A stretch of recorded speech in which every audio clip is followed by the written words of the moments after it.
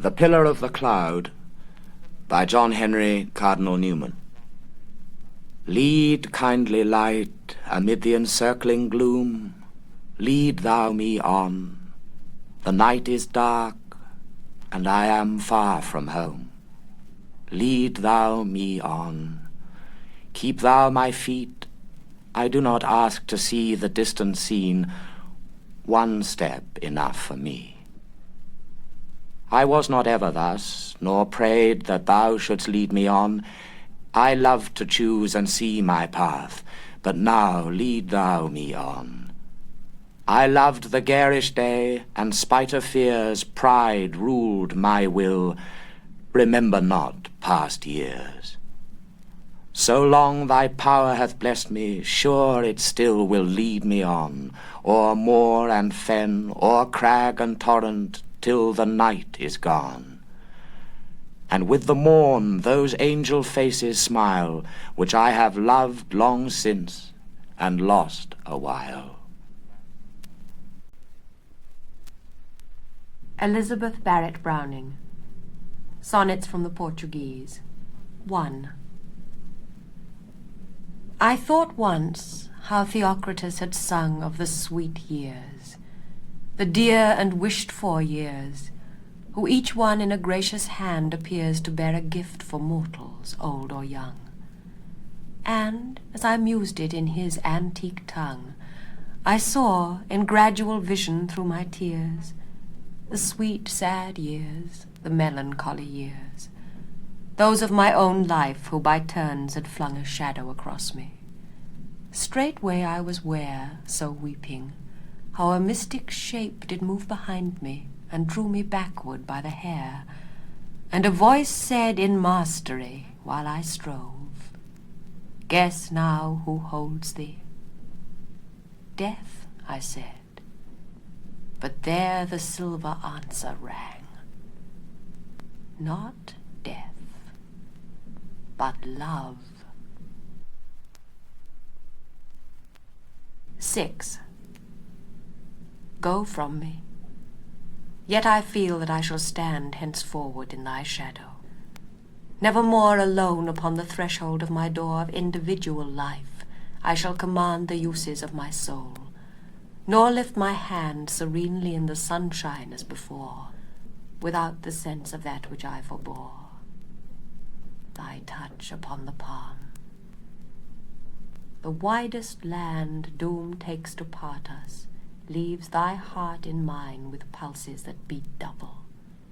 What I do and what I dream include thee as the wine must taste of its own grapes.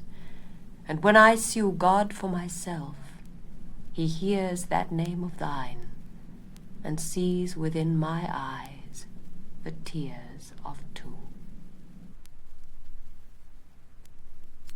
14. If thou must love me, let it be for naught except for love's sake only. Do not say I love her for her smile, her look, a way of speaking gently, for a trick of thought that falls in well with mine, and certes brought a sense of pleasant ease on such a day.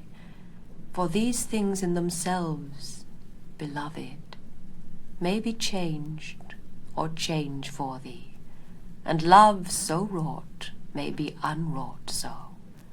Neither love me for thine own dear pities wiping my cheeks dry. A creature might forget to weep who bore thy comfort long, and lose thy love thereby. But love me for love's sake, that evermore thou mayest love on through love's eternity. 22. When our two souls stand up, erect and strong, face to face, silent, drawing nigh and nigher, until the lengthening wings break into fire at either curved point, what bitter wrong can the earth do to us that we should not long be here contented? Think. In mounting higher, the angels would press on us and aspire to drop some golden orb of perfect song into our deep, dear silence. Let us stay rather on earth, beloved, where the unfit, contrarious moods of men recoil away and isolate pure spirits, and permit a place to stand and love in for a day, with darkness and the death hour rounding it. 28. My letters, all dead paper, mute and white, and yet they seem alive and quivering against my tremulous hands, which loose the string and let them drop down on my knee tonight. This said, he wished to have me in his sight once as a friend. This fixed a day in spring to come and touch my hand, a simple thing, yet I wept for it. This, the paper's light, said, "Dear, I love thee," and I sank and quailed as if God's future thundered on my past. This said, "I am thine," and so its ink has paled with lying on my heart that beat too fast. And this, O love, thy words have ill availed, if what this said I dared repeat at last. 32. The first time that the sun rose on thine oath to love me, I looked forward to the moon, to slacken all those bonds which seemed too soon and quickly tied to make a lasting troth. Quick loving hearts, I thought, may quickly loathe, and looking on myself, I seemed not one for such man's love. More like an out-of-tune worn viol, a good singer would be wroth to spoil his song with, and which, snatched in haste, is laid down at the first ill-sounding note. I did not wrong myself so, but I placed a wrong on thee. For perfect strains may float 'neath master hands from instruments defaced, and great souls at one stroke may do and dote. 35. If I leave all for thee, wilt thou exchange and be all to me? Shall I never miss home talk and blessing, and the common kiss that comes to each in turn, nor count it strange when I look up, to drop on a new range of walls and floors, another home than this? Nay, wilt thou fill that place by me which is filled by dead eyes too tender to know change? That's hardest. If to conquer love has tried, to conquer grief tries more, as all things prove. For grief indeed is love and grief beside.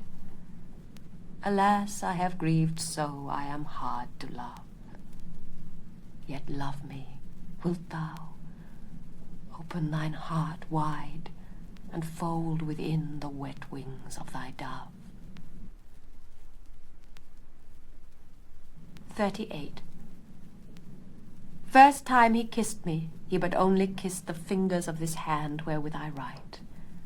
And ever since, it grew more clean and white, slow to world greetings, quick with its, "O list, when the angels speak." A ring of amethyst I could not wear here plainer to my sight than that first kiss. The second passed in height the first, and sought the forehead, and half missed, half falling on the hair. O beyond meed, that was the chrism of love, which love's own crown with sanctifying sweetness did proceed. The third upon my lips was folded down in perfect purple state. Since when indeed I have been proud and said, "My love, my own." 43. How do I love thee? Let me count the ways. I love thee to the depth and breadth and height my soul can reach, when feeling out of sight for the ends of being and ideal grace. I love thee to the level of every day's most quiet need, by sun and candlelight. I love thee freely as men strive for right. I love thee purely as they turn from praise. I love thee with a passion put to use in my old griefs, and with my childhood's faith. I love thee with a love I seem to lose with my lost saints. I love thee with the breath, smiles, tears of all my life. And if God choose, I shall but love thee better after death.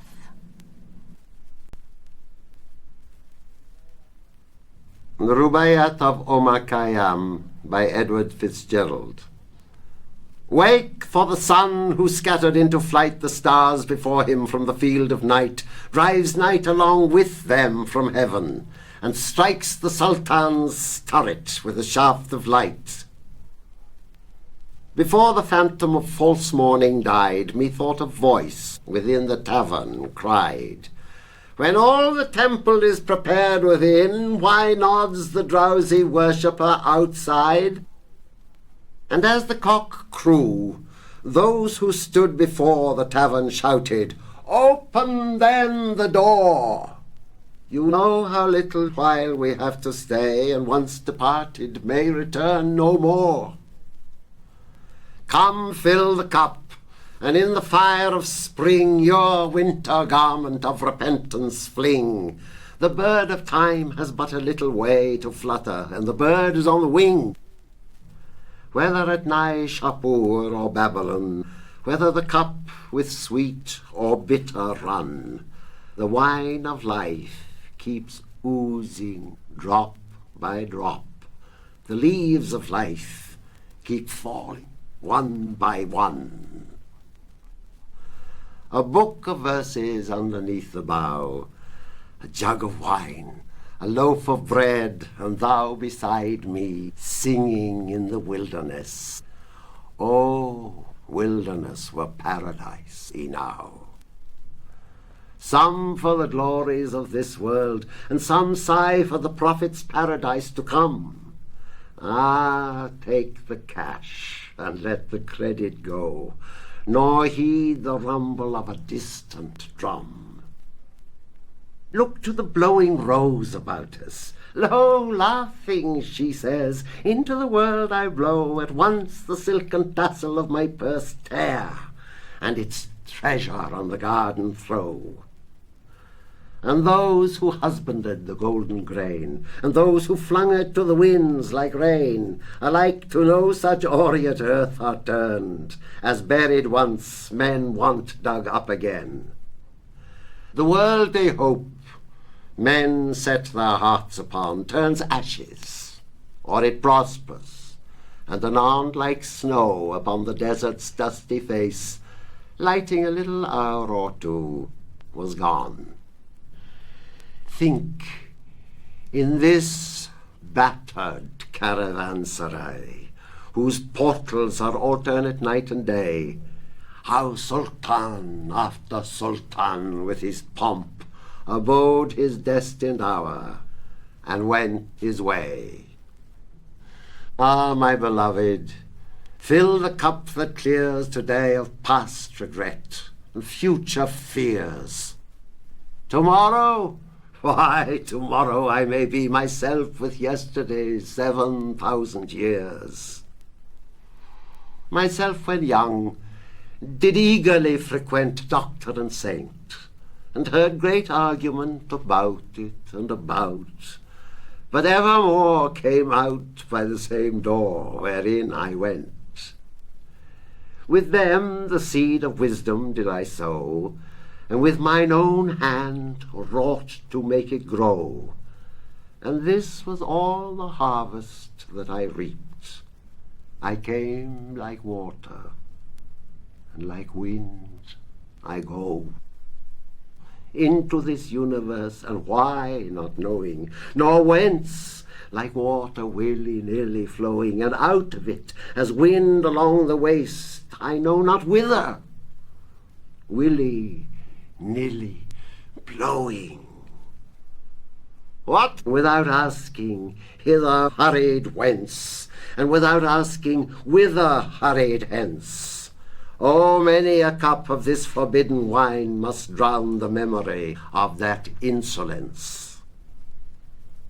We are no other than a moving row of magic shadow shapes that come and go round with the sun-illumined lantern held in midnight by the master of the show.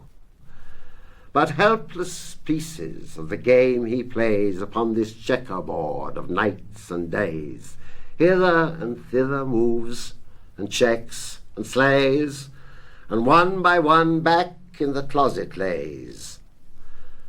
The ball no question makes of eyes and nose, but here or there as strikes the player goes, and he that tossed you down into the field, he knows about it all.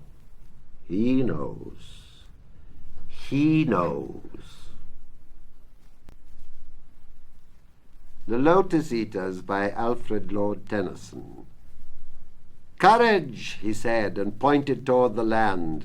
"This mounting wave will roll us shoreward soon." In the afternoon they came unto a land in which it seemed always afternoon. All round the coast the languid air did swoon, breathing like one that hath a weary dream. Full-faced above the valley stood the moon, and like a downward smoke the slender stream along the cliff to fall and pause and fall did seem.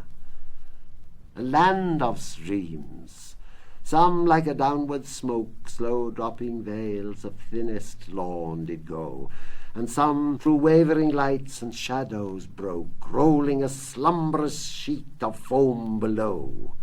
They saw the gleaming river seaward flow from the inner land.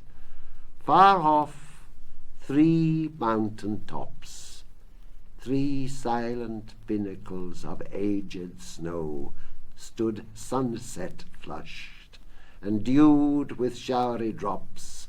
Up clomb the shadowy pine above the woven copse.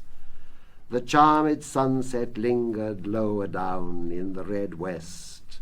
Through mountain clefts the dale was seen far inland, and the yellow down bordered with palm, and many a winding vale and meadow set with slender galingale. A land where all things always seemed the same. And round about the keel, with faces pale, dark faces pale against that rosy flame, the mild-eyed, melancholy lotus-eaters came. Branches they bore of that enchanted stem, laden with flower and fruit, whereof they gave to each. But whoso did receive of them and taste, to him the gushing of the wave far, far away did seem to mourn and rave on alien shores, and if his fellow spake, his voice was thin as voices from the grave, and deep asleep he seemed, yet all awake, and music in his ears his beating heart did make. They sat them down upon the yellow sand, between the sun and moon upon the shore, and sweet it was to dream of fatherland, of child and wife and slave. But evermore most weary seemed the sea, weary the oar, weary the wandering fields of barren foam.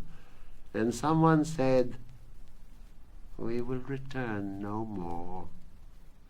And all at once they sang, "Our island home is far beyond the wave. We will no longer roam."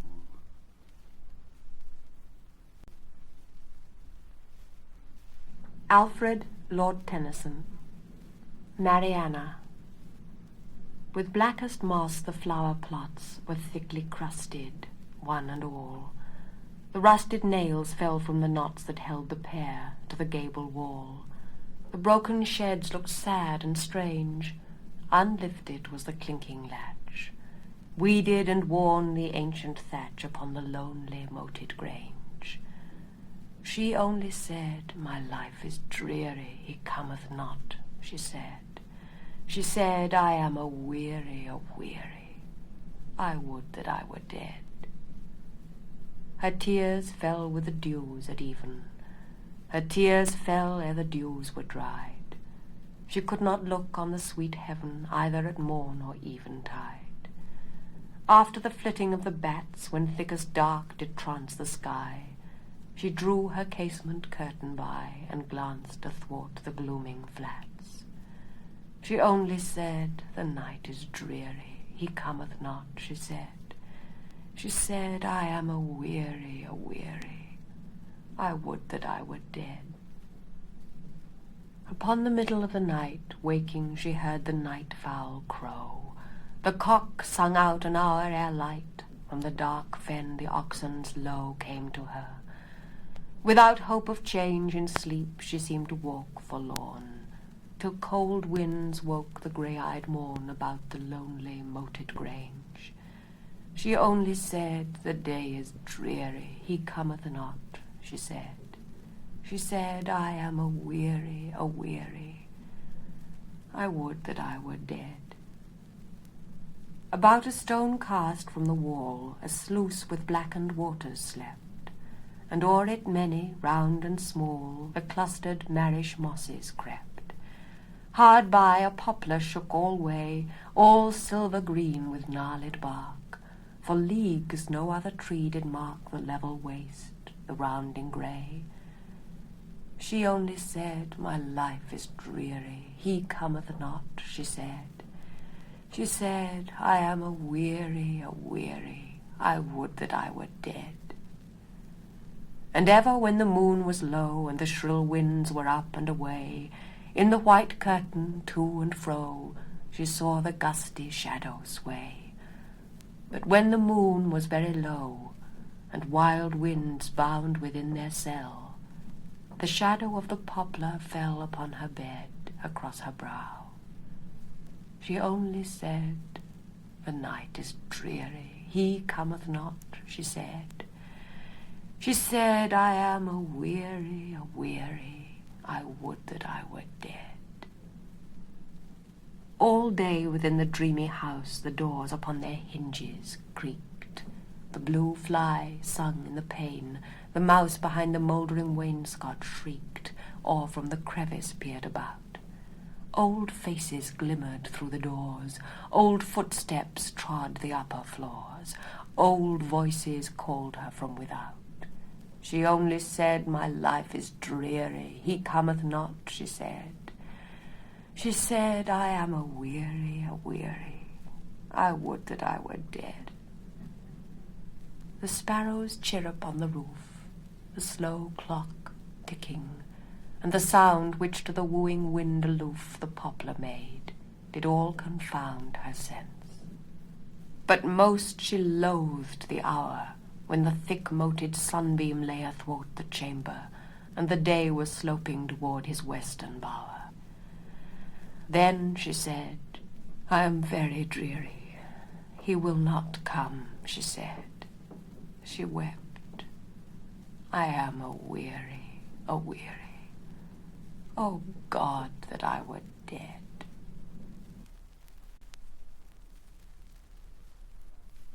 Ring Out Wild Bells by Alfred Lord Tennyson.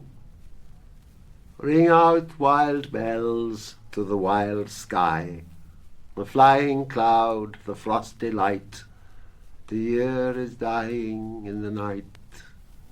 Ring out, wild bells, and let him die. Ring out the old, ring in the new, ring happy bells across the snow. The year is going, let him go. Ring out the false, ring in the true. Ring out the grief that saps the mind for those that here we see no more.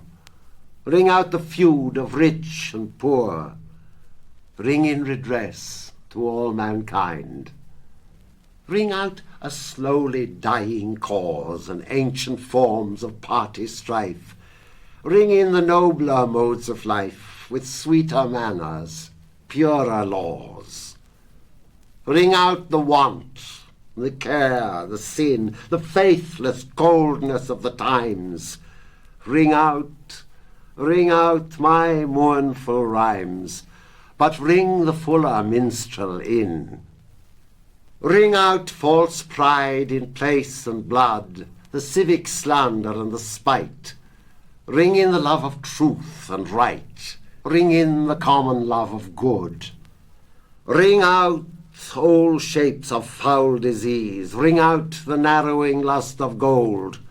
Ring out the 1,000 wars of old, ring in the 1,000 years of peace.